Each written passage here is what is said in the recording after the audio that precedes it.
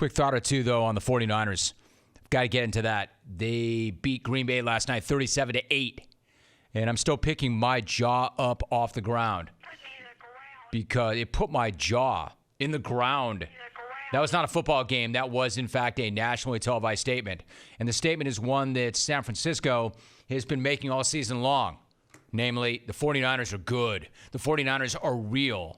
And as good as you think they are, they're even better than that. I'd said a few weeks back that there's not a good team that gets less respect than the 49ers.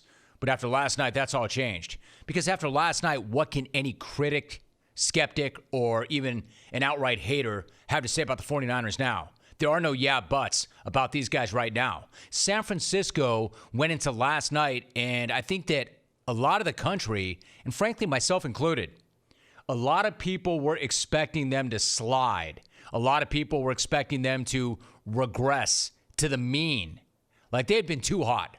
And now it's time to cool off, especially against a Packers team that had a week to rest and it played its best football against its best opposition. And then came Green Bay's fifth play from scrimmage. That was the pass rush San Francisco is now legendary for. They get after you, they maul you up front, and then generally they come away with the football. And the 49ers punched it in one play later. It was an amazing start. Seeing that, I was like, oh, damn, look out. That was an insane start for them. And then the rest of the game was like that on a loop. Aaron Rodgers drops back. The Niners secondary doesn't let anybody get free. Rodgers gets hit. 5 sacks, 1 third-down conversion, an average of less than 3 yards per play. And it wasn't just the pass rush. It was that Niners secondary. They were hitting. Green Bay had a number of drops early in the game, especially on third down. And I can't say that I blame them if they heard footsteps. Remember, Aaron Rodgers came on the show on Friday. I asked him about that secondary, or the defense. He broke it down in great detail. He knew exactly what he was up against. And it still didn't matter. They're that good. All the way. The back end up front.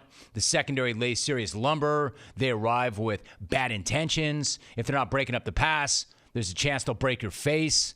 If they get flagged for that now, they'll just break you in two.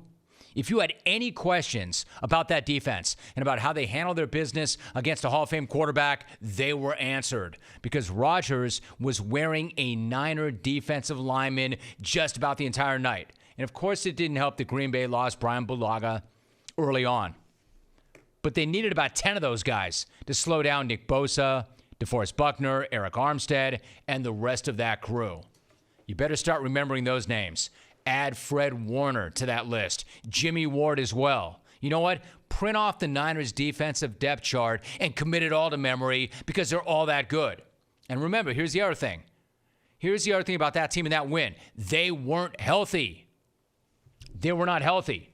They were so banged up. Kyle Shanahan was talking about how the extra few hours of rest that come with playing in prime time might help them recover. And it did. And I still have no idea how they did it. I have no idea how George Kittle did this. How the hell does that guy get downfield like that and make plays like that on a busted ankle and a bad knee when he's not 100% or close to it? 6 receptions, 129 yards, and a touchdown on an ankle that had a bone chip that Shanahan compared to bark coming off a tree.